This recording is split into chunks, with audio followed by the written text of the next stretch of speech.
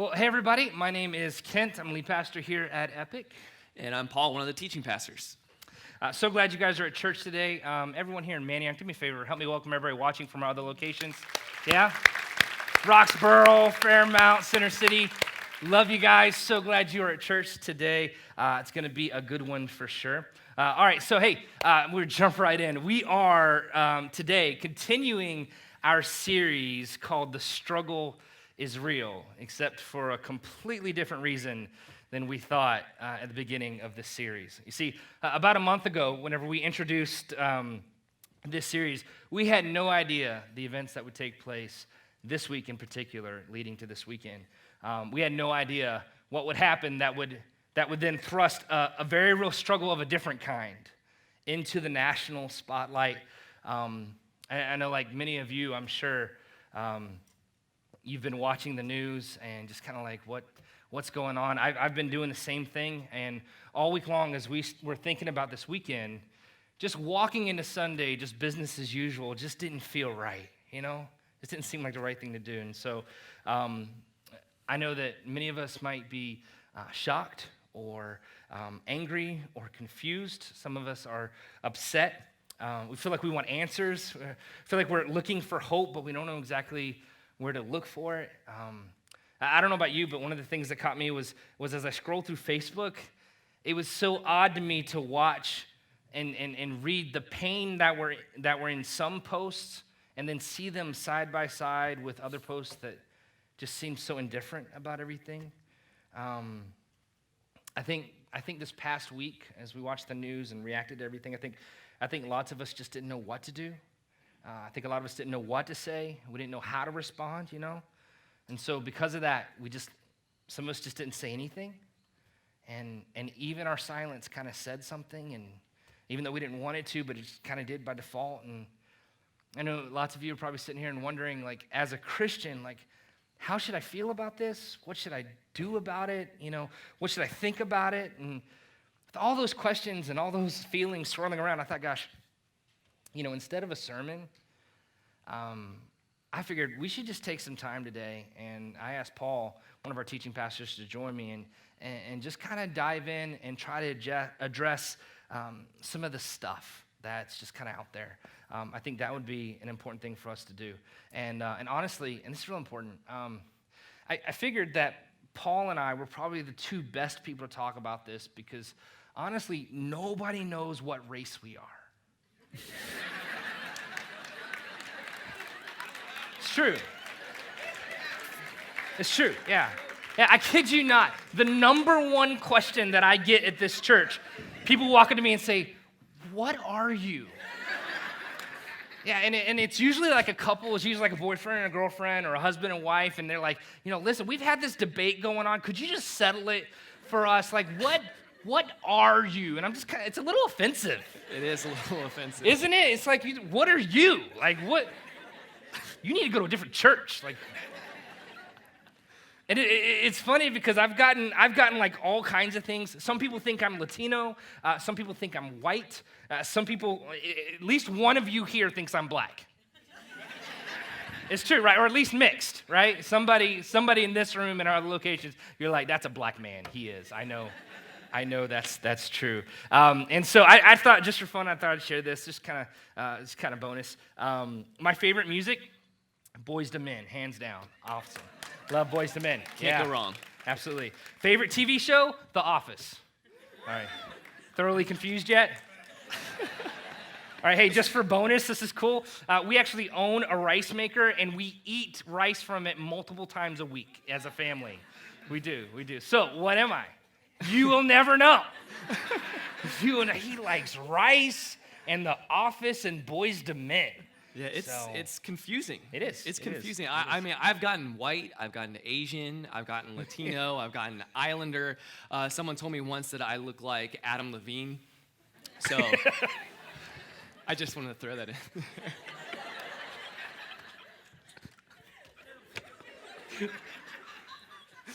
Adam Levine? Okay, you know what? I don't see it either, but can you just let me have this, please? like, don't take this away from me. Yeah, You do not look like Adam Levine, but that's okay. Thanks for Thanks for joining us today. Now, there are some advantages to being ethnically ambiguous. One is that you just get to have fun with people. I do this all the time. Whenever I walk into any type of South American restaurant, the waiter always comes up to me, or waitress, and speaks to me in Spanish right away. And I always respond in English, like, what? and they're like, oh. And then we sit down and we eat, right? And I order my food in English, and I respond in English the whole time until right before we leave. And then I say something in Spanish just to mess with them. Like, I leave, and they're like, what? No, they're like, ¿qué? But it is fun to mess with them. I used to do this when I worked as a busboy at a Japanese steakhouse. And so when I was taking care of people's tables, I would just pretend like I spoke in broken English the whole time I'm taking care of their table. And then at some point later in the meal, I would make it a point to walk by them and go, yo, Jerry, you got the cups over there? All right. And they're looking at me like, they're all faking it. It's fun. Absolutely. That you could fake it anytime. That's good. I like that. I like that. So, listen, this could be a lot of fun, but just a little disclaimer about today. We're going to talk about some race stuff, and we're going to talk about some of the events this past week that were in the news, and honestly, it's probably going to feel a little messy sometimes. There are going to be parts of this that maybe might make you feel a little defensive, and there might be parts of it even that might just offend you, like outright offend you. And I just want to say this, listen, just in advance, can I just ask for some grace? Is that okay? Because we have no idea what's going to happen up here, and I just want to apologize in advance and just kind of get a little grace, because here's the deal. It's messy, isn't it? But we thought that we'd probably get further being willing to dive into the mess of it and just have a conversation than we would if we just ignored it this weekend. So a little grace, and I think we'll all be better because of it. Is that okay? All right. So it's cool. We can say anything we want, buddy. Nice. All right. So Let's do it. all right. Let's not do that. Okay. All right. Hey, let's pray, and we'll jump right into this. God, we love you, and we thank you so much that you first loved us. Lord, our prayer today is that you give us the wisdom to know what to do with what we hear and the courage to do it. God, it's in your name we pray these things. Amen. All right, so in case you have no idea what's going on this past week, you haven't watched the news, you were on vacation somewhere, we wanted to start by kind of giving a little quick overview of the events of this past week. Okay, so on Tuesday, we heard about Alton Sterling being shot in Louisiana by a police officer. And then on Wednesday, we heard about Philando Castile being shot in Minnesota. And then on Thursday evening, at a peaceful protest rally in Dallas, we had a sniper shoot 12 police officers, 5 of whom were killed. So it's kind of, if you're like me, it's like every day you're waking up and it's something else again. It's just crazy. Yeah. It's crazy. It's honestly, as I watched the news and kind of saw things unfold this week, like my heart is just broken. I mean, it's just so sad. And then like time and time again, it was over and over again. And I think part of it too that was hard was for most of the week, I spent most of the time just not really having words. Like I just didn't have words. And I'm sure you probably felt kind of the same way. Yeah, I felt that way. A lot of people probably felt that way. I know too, where I've even been personally, I've been frustrated. Like that's been the space that I've been in most of the week, like a clench my fists, what is going on kind of frustration. And I know that so many of us too are angry and upset, and it's hard not to feel a little discouraged and to kind of feel helpless. Yeah. I think. So we knew that walking into this Sunday, we'd all probably feel that way to some degree. And so that's what today's about. Like, what do you do with all those feelings? And how do you make sense of any of it? And can any sense be made of it? And like personally, for me, what's been really tough, and this has been a challenge. One of the things that's been really tough is looking at Facebook and Twitter this week, and seeing person after person try to oversimplify something that can't be reduced down to 140 characters or less. and tried to make a statement or make an argument for or against, and this side and that side, and it was honestly it was obnoxious. It was obnoxious and hurtful. And as I looked through that stuff, I thought, gosh, man, we should probably talk about that. And so I thought, man, hey, just to kind of get things off the ground and get it started, I thought, man, I'm just going to pull a bunch of your posts from this past week, and we're just going to go through them one by one. We blurred out the names, but you'll recognize it if it was yours. So if you could just, I'm just kidding. I'm not going to do that. Because that would really be sucky. Some of you are having a heart attack right now. Like, oh no. What did I say? Am I his friend on Facebook? No. No, we're not going to do that. Oh, man. But yeah, it's seriously, it is complex. It's so complex. There's so much going on here. So the first and foremost thing to understand, let's lay this out. We need to understand this, that people are hurting. Yeah. People are hurting this week and have been hurting. And it's not just one group of people. A lot of people are hurting right now. And the first group is black people in America. And here's why. So the two shootings that happened earlier in the week, they're just the latest in a string of stories like this. And we have names like Michael Brown and Walter Scott and Akai Gurley and Eric Gardner and Freddie Gray and Samuel Dubose and Sandra Bland and now Alan Sterling and Philandro Castile. And these are names that mean something to the black community. And there's so much more than just isolated incidents.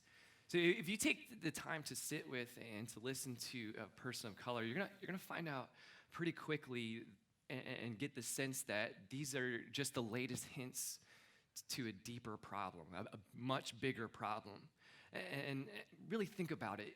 I don't think that anyone can argue that there hasn't been a history of oppression in America of black people, right? Being brought to this country in chains, having no rights. And even after slavery, there was Jim Crow and lynchings and segregation and all the way through the civil rights movement in the 1960s. And then when you watch the news today, it feels like we haven't made that much progress. We should be further along than this by now. Yeah. And that's why Black Lives Matter.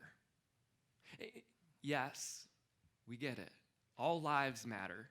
White lives matter, blue lives matter, brown lives matter, all lives matter. But in light of a history and a present reality that insinuates to a people that their lives don't matter or don't matter as much, black lives do matter, and that's important. The truth is a black person's experience in America maybe is different than your experience in America.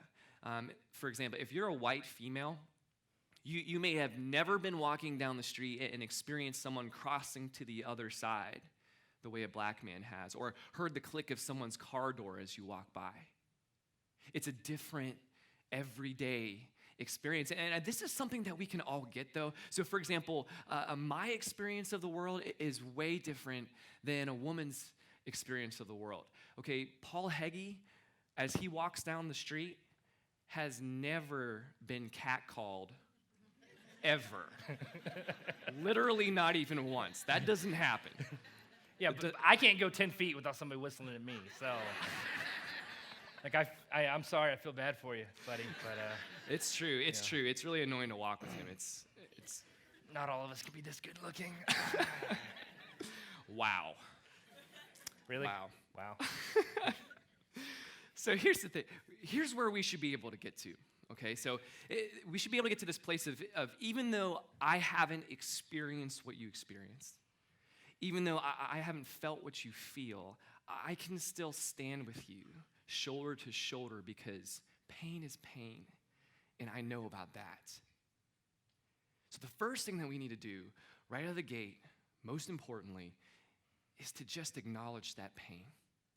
It's real. It's there, and we see it.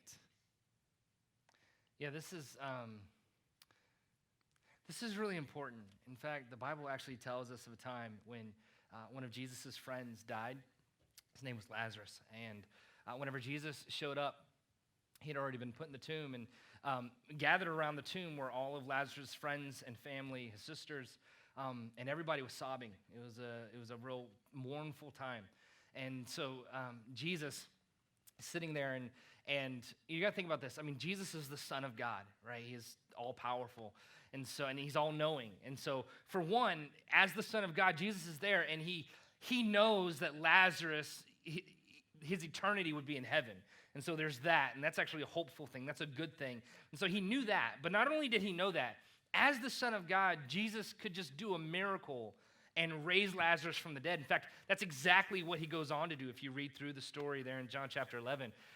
But what I think is so fascinating is that before he does this miracle, Jesus has a completely unexpected and completely different response altogether, considering who he is and what he knew and what he could do. It's John chapter 11, verse 35. This is the shortest scripture in all the Bible, but perhaps one of the most powerful. It says that Jesus wept. Like he wept. In spite of all that he knew, in spite of what he could do, in spite of what he knew he was about to do, he wept. He felt their pain. And here, Jesus is an example for us. I think that's why the scripture says that we should weep with those who weep and we should mourn with those who mourn. And so, gang, let me be clear. There are black people who just need to know that we acknowledge the pain. We acknowledge that it hurts. And we should.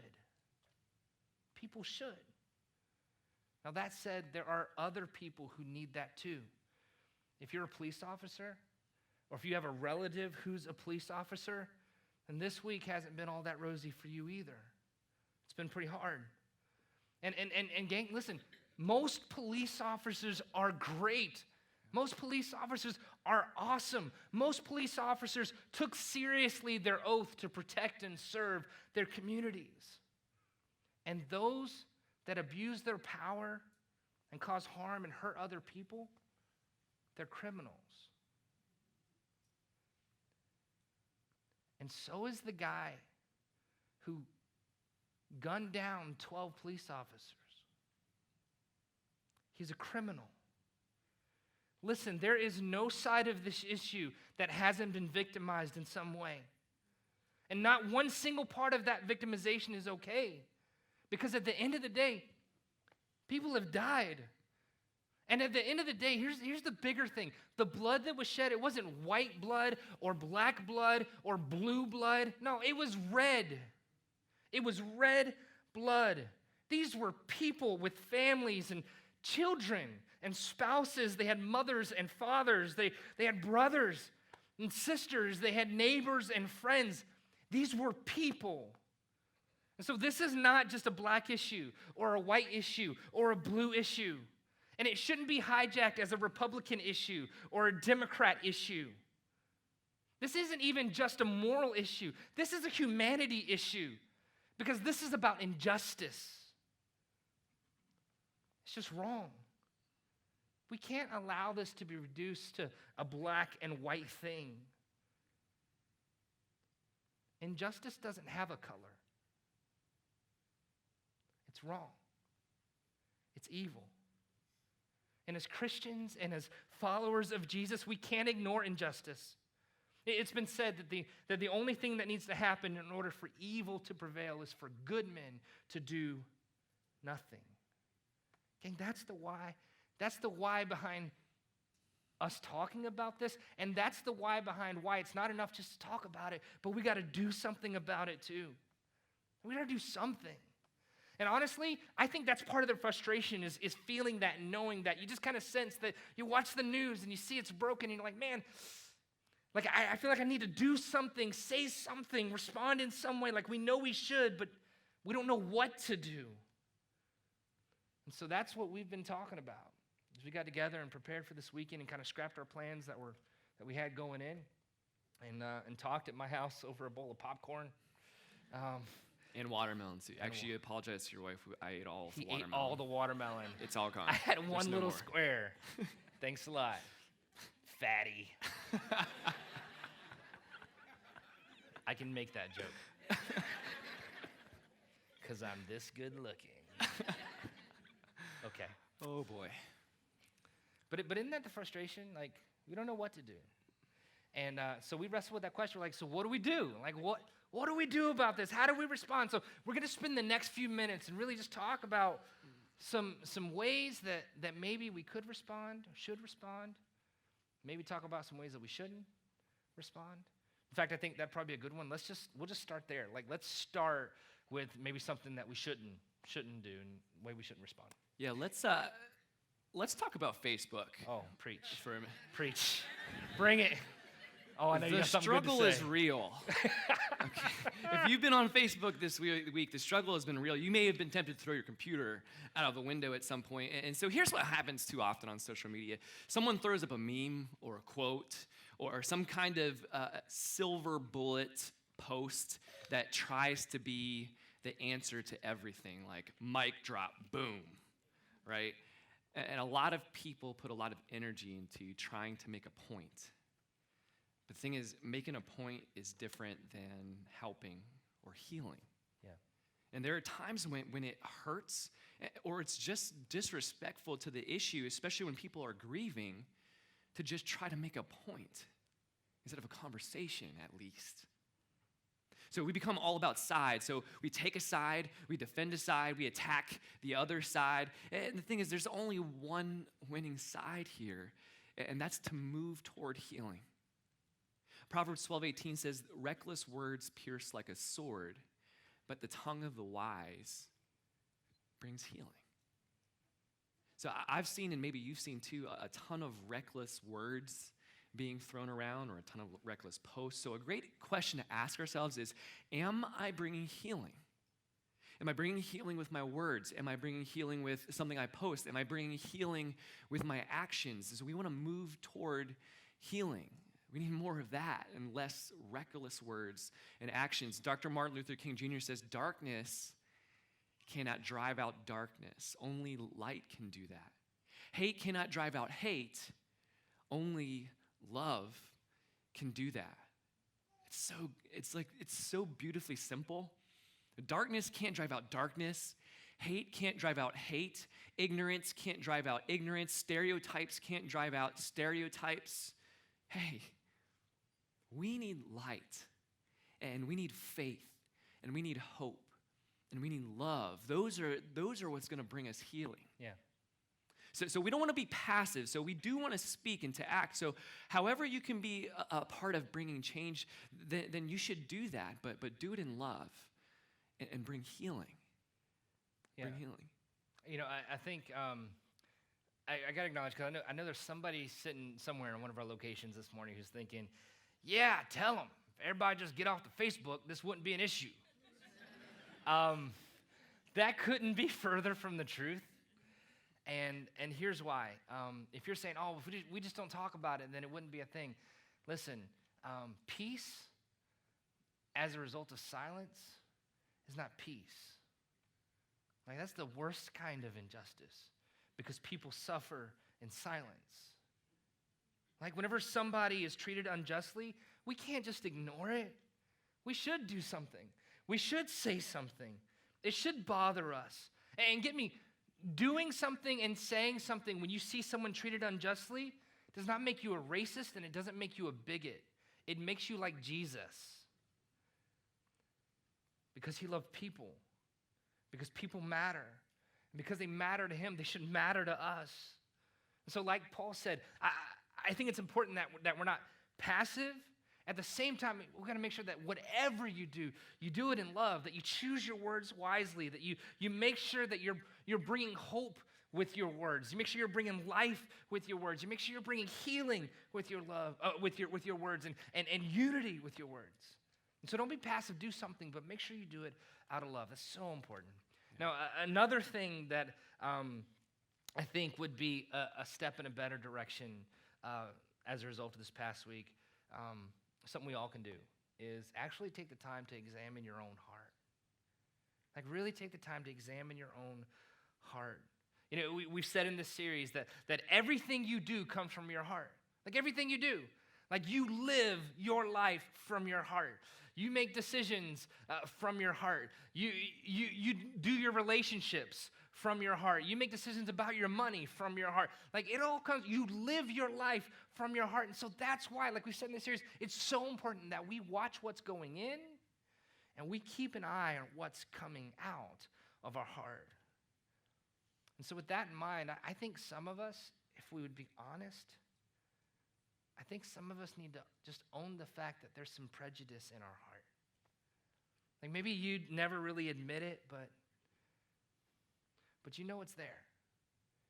And maybe some people don't notice it, but it's been there, and it's been there for a long time.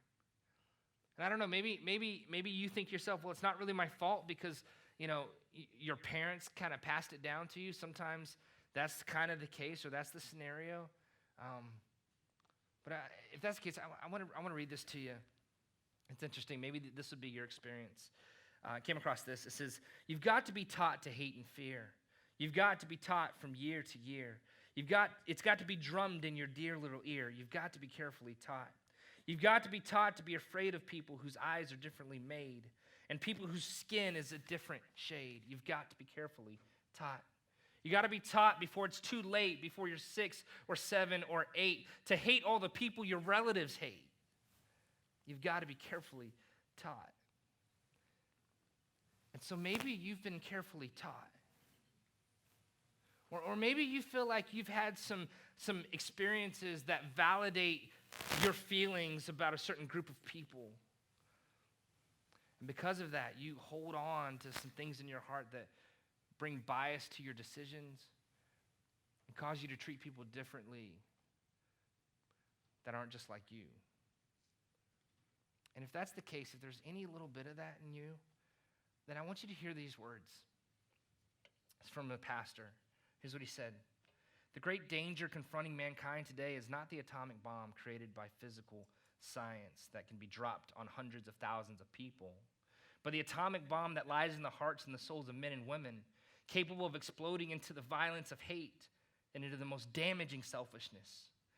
And if we're going to survive today and go forward in our world, we must go back and rediscover the principle of the dignity of all human personality. We must go back and rediscover the principle that every man has worth. We must go back and rediscover the principle that all men are made in the image of God. The principle that every person is significant because of their relatedness to God. We must go back. That's an excerpt from a sermon by Dr. Martin Luther King that he gave in his church in Atlanta in the 1960s. And as I read through some of his old sermons, I was struck by the fact that all of his compassion and all of his love for others and all of his desire to see justice for every single person, all of it was because of his love for Jesus. Like he was fueled by his love for God. And gang, I'm telling you, it should be the same for us. I'm telling you that the more you get to know Jesus, then the more you'll begin to see people differently. And the more you begin to capture God's heart for people, the more to change the way you approach the people in your life. Look what the scripture says. James 3, verses 9 through 10. It says, with the tongue with the tongue we praise our Lord and Father, and with it we curse human beings who have been made in God's likeness. Verse 10, this should not be. This should not be. And so if prejudice of any kind is hiding away in the basement of your heart, even if you feel like it's been passed down generation to generation, then I just think we have to be a people who decide, you know what, this stops here and this stops now.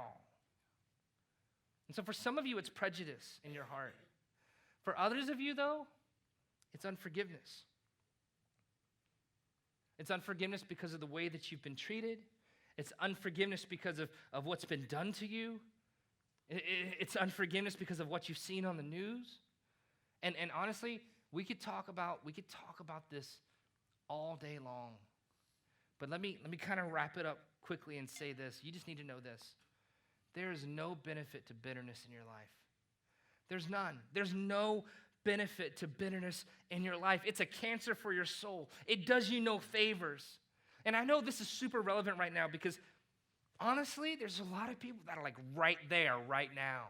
Like you feel it percolating. You're angry and upset. But we've got to be a forgiving people. We've got to be able to learn to forgive even those who don't deserve it because we live out of our hearts. And if you'll let bitterness live in there, it'll contaminate the rest of your life. We've got to be a forgiving people. Yeah, it's like you can't fight darkness with bitterness Yeah. either, you know. And here's another step we can take. We want to commit to being first, to go first, to lead the way toward healing. So there's a story that came out of Dallas this week from a woman who's black who walked into a store the day after the shootings. And so I'm just going to read it for you. So she said this morning I went into a convenience store to get a protein bar. As I walked through the door, I noticed that there were two white police officers, one about my age, the other several years older, talking to the clerk, an older white woman, behind the counter about the shootings that have gone on in the past few days. They all looked at me and fell silent. So I went about my business to get what I was looking for, and as I turned back up the aisle to go pay, the oldest officer was standing at the top of the aisle watching me. As I got closer, he asked me how I was doing, and I replied, "Okay, and you?" And he looked at me with a strange look and asked me, "How are you really doing?" And I looked at him and said, "I'm tired." And his reply was, "Me too." And then he said, I guess it's not easy being either of us right now, is it? And I said, "No, it's not." And then he hugged me, and I cried. I had never seen that man before in my life. I have no idea why he was moved to talk to me. What I do know is that he and I shared a moment this morning, and that was absolutely beautiful. No judgments, no justifications, just two people sharing a moment. And so what's cool about this story is that police officer could have been rude. That police officer could have been defensive. That police officer could have just been indifferent. But he led first by extending compassion and understanding. And honestly, that's what Jesus did too. He led first in serving when no one else would serve and who no one else would serve. So we need to be first in serving each other and extending compassion. The first in even simple things like listening or giving an ear to someone. Yeah, I think that's a big one. Listening to each other is huge. I had this experience earlier this week. So things happen on Tuesday, things happen on Wednesday, and then Thursday morning I walked into the office, and it's my habit to kind of walk around everybody's desk and kind of check in. Hey, how's it going? You know, how you doing? That kind of thing. Shoot the breeze a little bit before we get the day going. And I walk into where our worship leaders, our worship pastors, their office. Walked inside, and Coop was there. And Coop's the newest hire on our team. Coop's a big, lovable black man and just can sing your face off. I mean, love it. Anyway, so I walk in, and you know, I was always taught that like the best thing you can bring to your team is your energy. So I walk in the room, and I'm like, "Coop, what's up, man? How you doing?" And he looked at me, and here's what he said: "I've been better." And I just looked back at him, and I was like, I don't even know what to do with this, because that's not his normal response. His normal response is always, "Can't complain." That's what he says. Can't complain. I'm like, cool, you know. But he says, "I've been better." So I looked at him, I said, what's wrong? And he looked back and he said, "The news." And right there in that moment, I realized that we watched the same news, but we had completely different responses to it. Like we watched the same thing happen, but he felt it in a different way than I felt it. And that led to a really interesting conversation that we got to have. And I asked some questions and really helped me understand some things that I just wouldn't have understood. And so listening to each other, I mean, just taking the step to listen, to be an ear, to ask questions, that's huge. It's huge. Yeah, and we have to be the ones to lead that. We have to go first. As followers of Jesus, we go first. That's how it works. Yeah, so we go first. Another thing I think would be important for us in response this past week is no matter how bad it gets, I think it's important that we always hold on to hope.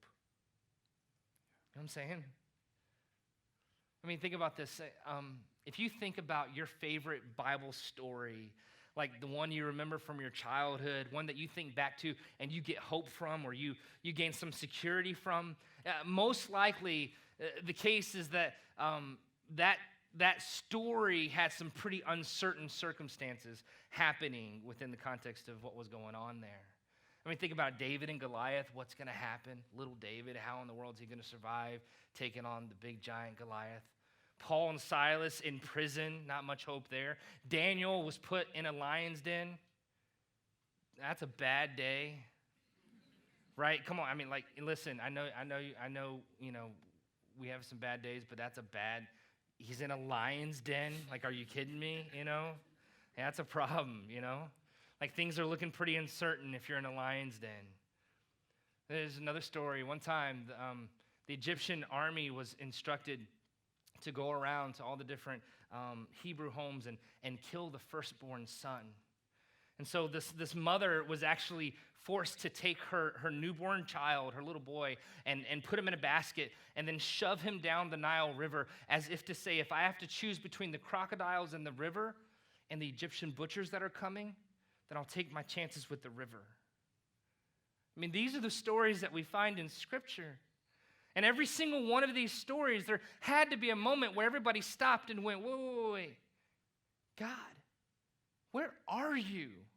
Like, are you here right now? Do you see what's going on right now? Like, are you going to do something about this? Like, where are you? But then if you read the rest of the story, you know what you discover? He was right there. Like in all those stories, he was right there over and over again, story after story, in the midst of tears and anxiety and uncertainty. God was right there in the middle of it all. Like David beat Goliath. The chains fell off of Paul and Silas in the prison. And with Daniel, the lion lost its appetite. Are you kidding me? You can't make this stuff up. And that little baby that was floating down the river, that baby was found, and they named him Moses, and he went on to become the deliverer of a nation. And although things in the story had seemingly spun out of control, and although all the momentum was going the wrong way, and all of God's activity had ceased, the bad guys won, the evil king won. You read through these stories and you discover that when it seemed like all hope was lost, where was God? Right there. Like in the middle of it all. Now here's all I want you to see.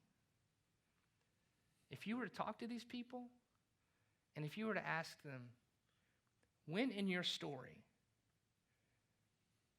was the darkest moment? When did it feel like God was doing the least? When did it feel like there was no hope? When was it that you began to wonder, I think I made a mistake by following him? You know what I imagine they'd say back? I think they'd say, it was that moment I looked up and I said, God, where are you? But then if you went on to ask them, now looking back, where in your life do you think God was doing his greatest work? You know what they'd say?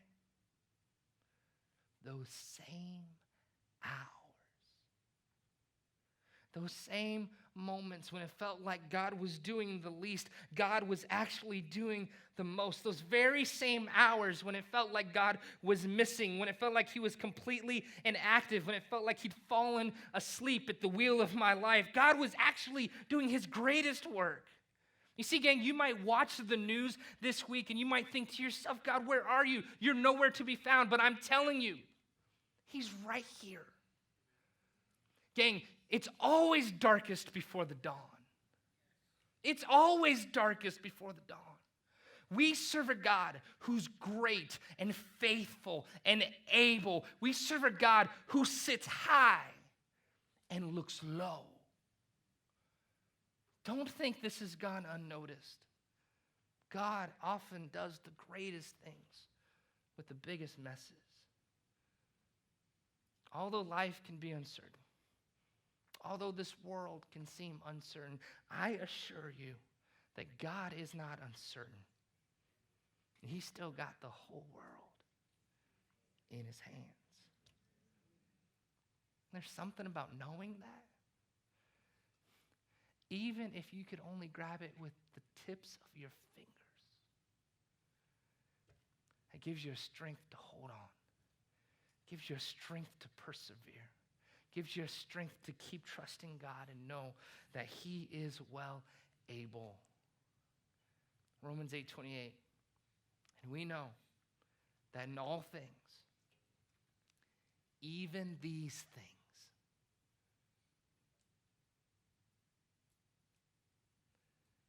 God works for the good of those who love him and are called according to his purposes.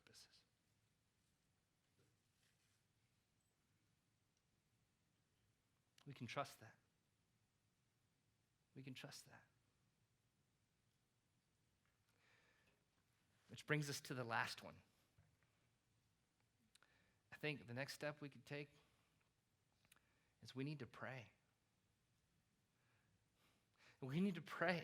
We need to just acknowledge, God, I'm at the end of myself and I don't have answers to fix it. And this is one of those things that's bigger than me. And God, we just need you. 2 Chronicles 7:14 says this, if my people who are called by my name will humble themselves and pray, turn from their wicked ways, then I'll hear from heaven, I'll forgive their sin, and I'll heal their land. Isn't that what we need? For God to heal our land? Isn't that what we long for? Isn't that what we want, for God to heal our land? Like this land, the land under our feet, our city, our nation, for God to heal our land. That's what we need. So let's stand together in prayer and trust that God can do what only he can do. That he's faithful. That he still works all things together for good. That even in the darkest hour, God still is doing his greatest works. We can trust that and believe that. That you're not forgotten or forsaken. That you're not dismissed or pushed aside or invaluable. But that God still has a plan and still has a direction and still has a hope for this world that's broken, but he can put it back together again. That's what he does, you know?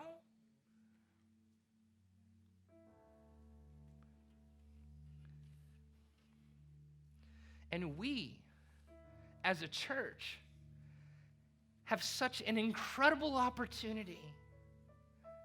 Like, we're so privileged to be part of a church that's so diverse. I mean, think about it. Look around for a second. Look how different we all are. I mean, big and little and black and white and young and old and, brown and this, whatever this is. Whatever. I don't even know what this is. Sexy. Yes. I made 3 I'm sexy comments in one sermon. That's a record. I'm messing up the ending. We have such an opportunity. You know why? Where else does this happen? I mean, what could take people that are so different socioeconomically, different racially, different in places that we live, different in how we see life and view life and have experienced life? Where else does this happen where people that are so different can come together like this? Where else does that happen?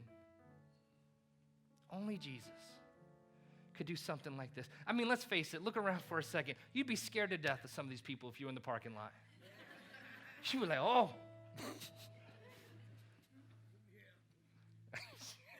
Down front, you're like, yeah.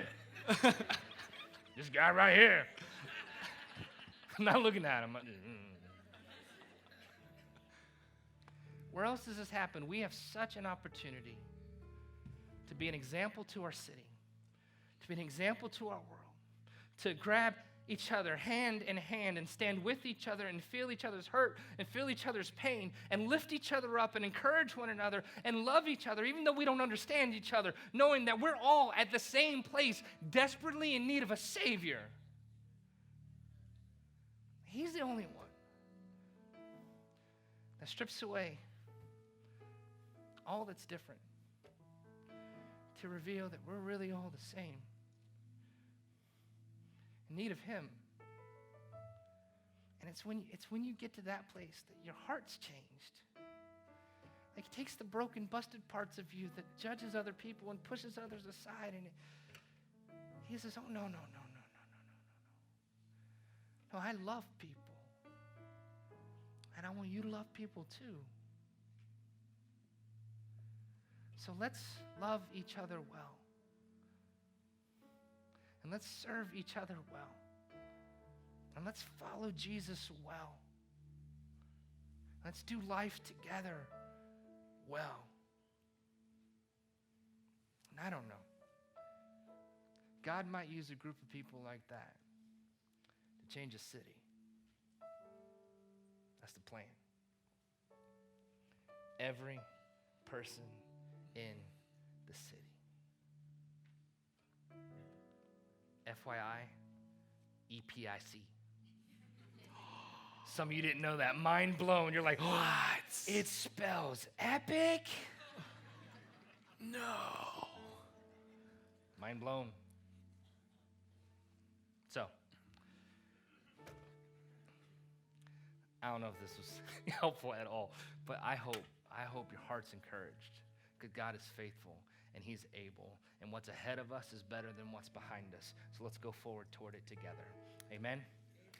Amen.